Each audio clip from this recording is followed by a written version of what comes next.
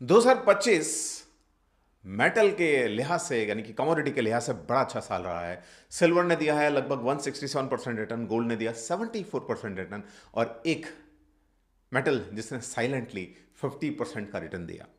और जी हां, मैं बात कर रहा हूं कॉपर की, जिसकी कम लोग बात कर रहे हैं लेकिन अब बात करने लगे हैं। सिल्वर जितना फ्लैशी नहीं है लेकिन 50% रिटर्न दे देना बहुत अच्छी बात है। इंडस्ट्रियल मेटल होते हुए भी कॉपर इतना स्ट्रांग क्या है, आज इस वीडियो में हम बात करेंगे चार चीजों पर। कॉपर में इतनी स्ट्रांग रैली क्यों आई, लॉन्ग टर्म सप्लाई और डिमांड का क्या रियल पिक्चर होने वाला है, चाइना और एआई का रिस्क फैक्टर, और इंपॉर्टेंट चीज जो कि चौथी बात, इन्वेस्टमेंट कैसे करें। तो अंत तक इस वीडियो को जरूर देखिएगा, आपको कॉपर में इन्वेस्टमेंट के तरीके भी मिलेंगे और क्यों करना चाहिए या नहीं करना चाहिए यह भी समझ में आएगा। नमस्ते, मैं हूं दीपक और आप देख रहे हैं वेल्थ विद दीपक। अब बात करते हैं शॉर्ट टर्म रैली की। यदि 2025 में हम यदि कॉपर का प्राइस देखें तो पहले हाफ जुलाई तक वो लगभग फ्लैट ही रहा, लेकिन जुलाई से लेकर दिसंबर तक 50% तक उसके अंदर उछाल आ गया। यानी कि पिछले लास्ट के 6 महीने में जो लगभग 50% की रैली आई उसके पीछे था एआई एंड डेटा सेंटर्स। अब डेटा सेंटर्स की जरूरत क्यों है, ये इस पर बात करने की जरूरत नहीं है। इतने डेटा सेंटर्स बन रहे हैं, उनमें कॉपर की जरूरत क्यों है वो देखते हैं। डेटा सेंटर्स के अंदर पावर सप्लाई होता है और वो पावर बहुत स्ट्रांग सप्लाई होता है, हीट जनरेट होता है, तो वहाँ पे केवल कॉपर वायर का इस्तेमाल नहीं होता, उसको बोलते हैं बस बार, यानी कि कॉपर प्लेट्स होती हैं जिनके थ्रू पावर सप्लाई होता है।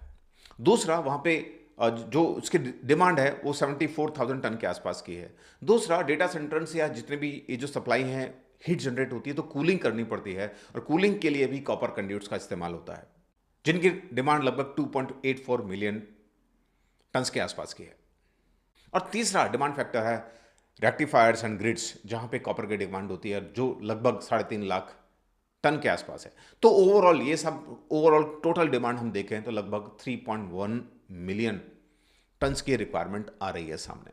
तो सप्लाई तो कांस्टेंट रही, लेकिन रिसेंटली डिमांड बहुत तेजी से बढ़ गई और उसकी वजह से प्राइस तेज हो गया, यानी कि प्राइस ऊपर चला गया। अब शॉर्ट टर्म में रिस्क हो सकती है, यदि डॉट कॉम बबल की तरह या एआई वाला बबल यदि फट जाता है तो शॉर्ट टर्म में रिस्क हो सकती है। मैं ऐसा नहीं कह रहा ऐसा होगा ही होगा, मैं एक रिस्क आपको बता रहा हूं। हालांकि this is very much different than the dot com bubble. अब थोड़ा हाइप साइड में रखते हैं और पिछला 10 साल का हम डेटा देखें तो कॉपर का जर्नी कोई स्मूथ नहीं रहा है, ऊपर नीचे होता रहा है, नेगेटिव में भी रिटर्न गए हैं। लेकिन 2025 एक एक्सेप्शनल ईयर था। यदि हम 2016 से 2026 तक की बात करें तो हार्डली 10.6% सीएजीआर कॉपर ने दिया है। इसका मतलब कॉपर एक स्लो मूविंग असेट है और 50% की रैली हर साल हमको एक्सपेक्ट नहीं करनी चाहिए। अब हम लॉन्ग टर्म डिमांड की स्टोरी को समझने की कोशिश करते हैं। एक कॉपर का जो रियल यूज केस है वो एआई भी है, डेटा सेंटर्स भी हैं और इंपॉर्टेंटली इलेक्ट्रिफिकेशन है, जो कि किसी भी कंट्री के इंफ्रास्ट्रक्चर डेवलपमेंट में जरूरत होती है। यदि ग्लोबल डिमांड स्नैपशॉट देखते हैं तो जो अभी डिमांड है, रिक्वायरमेंट है, वो है 2024 में जो कि थी 28 मिलियन टन, लेकिन 2040 तक ये 42 मिलियन टन होने वाली है, यानी कि डिमांड में 50% का इजाफा हो जाएगा। डिमांड के 4 इंपॉर्टेंट पिलर्स हैं। कोर इकोनॉमी यानी कि construction and infrastructure, energy transition यानी कि जो ग्रिड है, इलेक्ट्रिफिकेशन है जो कि बिगेस्ट ड्राइवर है, तीसरा है AI and data centres, and last not the least defence, जिसके अंदर कॉपर का अच्छा यूज होता है। आजकल आपको पता ही है दुनिया में जगह जगह वॉर्स चल रही हैं और जो ट्रम्प भाई साहब के जो टैरिफ बॉम्ब है वो कहीं भी फट जाते हैं, गिर जाते हैं, तो एक अनसर्टेनिटी क्रिएट कर सकते हैं। यू नेवर नो कि आने वाले समय में दुनिया में क्या हो सकता है। और मेटल की बात हो और चाइना की बात ना हो, ऐसा हो नहीं सकता। तो चाइना का रिस्क फैक्टर क्या है? China is the biggest consumption करने वाला कंट्री है कॉपर में, स्मेल्टिंग भी करता है, एक्सपोर्ट भी करता है। 2015 से 2024 तक का जो कॉपर ओर का यूजेज है वो 43 से 66 मिलियन टन तक हो गया है। अब रिस्क क्या है? यदि चाइना में स्लो डाउन होता है, चाइना में कंजप्शन का स्लो डाउन होता है, तो ग्लोबली कॉपर की प्राइस भी स्लो डाउन हो सकती है। ये एक रिस्क फैक्टर जरूर रहेगा। अब देखते हैं सप्लाई का हाल। डिमांड तो बढ़ रही है पर सप्लाई उस तरीके से नहीं बढ़ रही है। क्यों? क्योंकि जो वर्ल्ड लीडर है माइनिंग के अंदर, चिली, पेरू, ऑस्ट्रेलिया, इनकी माइन सब पुरानी हो चुकी है, तो इनकी जो वहां से प्रोडक्शन है कम हो चुका है। कॉपर ओर का जो क्वालिटी है वो डाउन हो चुका है, इनकी सेम एफर्ट पर कम कॉपर निकल रहा है। और सबसे बड़ा दिक्कत क्या है कि एक साइकिल है, एक माइन को, कॉपर माइन को स्टार्ट करने से प्रोडक्शन जाने में हिस्टोरिकली 17 साल का समय लगता है। तो 17 साल जो डिमांड है वो तो बढ़ रही है, लेकिन सप्लाई उस तेजी से नहीं बढ़ पा रही है। और ये जो डिमांड सप्लाई का गैप है लाइकली बना ही रहने वाला है, यानी कि प्राइस ऊपर ही जाने वाला है, ऐसा लगता है। तो लॉन्ग टर्म में स्ट्रक्चरली जो ग्लोबल प्राइसेस हैं कॉपर की, वो स्ट्रांग ही रहने वाली हैं, बुलिश रहने वाली है। अब सबसे बड़ा सवाल, प्रैक्टिकल सवाल जिसका आप वेट कर रहे होंगे, भाई इतना कुछ अच्छा हो रहा है कॉपर में तो पैसा कैसे बनेगा, इन्वेस्टमेंट कैसे करें? तो इसके दो तरीके हैं, इंडिया एंड ग्लोबल। इंडिया में एक तरीका हो सकता है ईटीएफ का, लेकिन रुको जरा, सब्र करो। अभी तक इंडिया में कॉपर ईटीएफ नहीं है, किसी एएमसी ने लॉन्च नहीं किया, बट मुझे ऐसा लग रहा है जिस तरह की डिमांड चल रही है, हो सकता है 2026 में कोई कॉपर ईटीएफ इंडिया में आ जाए, पर अभी तक नहीं है, आएगा तब देखेंगे। दूसरा है एमसीएक्स कॉपर फ्यूचर्स, जहां पे ट्रेडिंग होती है, हाई लीवरेज होता है, हाई रिस्क है।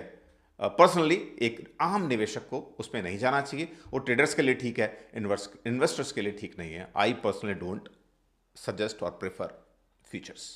अब तीसरा तरीका है इंडियन कॉपर स्टॉक्स, जैसे कि हिंडाल्को, वेदांता, ये उसकी प्रोसेसिंग करते हैं, वो मेटल कंपनीज हैं, लेकिन इसमें क्या है, आप कॉपर को डायरेक्टली इन्वेस्ट नहीं कर रहे हो, उस कंपनी में इन्वेस्ट कर रहे हो।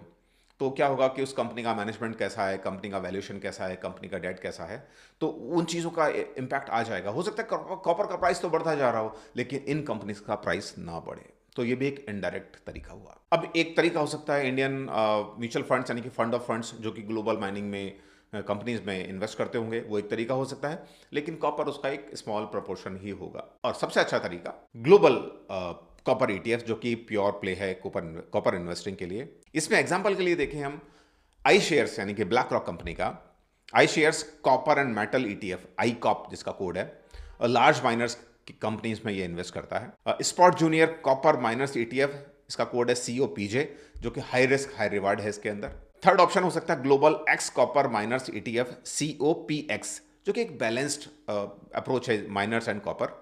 और United States copper index fund, CPER, जो कि फ्यूचर बेस्ड है। तो जो ग्लोबल ईटीएफ्स हैं, यानी कि यूएस मार्केट में जो लिस्टेड ईटीएफ्स है, वहां पे एक थोड़ा सा करेंसी का रिस्क है, करेंसी और वॉलेटिलिटी तो रहने वाली है, but these are the available options. तो फाइनल टेक अवे क्या है? शॉर्ट टर्म में वॉलेटिलिटी डेफिनेटली हो सकती है, लेकिन structurally long term view bullish है। लेकिन इंपॉर्टेंटली कॉपर आपके पोर्टफोलियो का सैटेलाइट हिस्सा हो सकता है, यानी कि एक छोटा प्रोपोर्शन हो सकता है, पूरा पोर्टफोलियो नहीं हो सकता। ऐसा नहीं है सब घर बार बेच के हमने कॉपर में, सिल्वर में, गोल्ड में लगा दिया, ऐसा कभी नहीं करना है। It's all depend your portfolio sizing, portfolio percentage, which is depending upon your risk appetite. तो फोमो बेस्ड इन्वेस्टिंग नहीं करनी है, लॉजिकल और आपके रिस्क एपेटाइट के हिसाब से, पोर्टफोलियो फॉर्मेशन के हिसाब से आपको इन्वेस्टिंग करनी है। हाँ, मैं ये नहीं कह रहा आप कॉपर में इन्वेस्ट ही करो, बिकॉज पैसा है आपका, मर्जी है आपकी, आखिर पैसा है आपका, तो इट्स योर चॉइस। बट ये आपको मैंने अवेयर करने के लिए, एजुकेट करने के लिए कंटेंट बनाया है। बट हाँ, पर्सनली यदि मैं मेरी बात करूं, अभी तक मैं कॉपर में इन्वेस्टेड नहीं हूं, but I am looking forward, मैं इसको एक्सप्लोर करूंगा, क्योंकि मैंने वीडियो बनाया है, बात करी है, तो मैं एक्सप्लोर जरूर करूंगा कि कैसे चीज़ें आगे जाएंगी।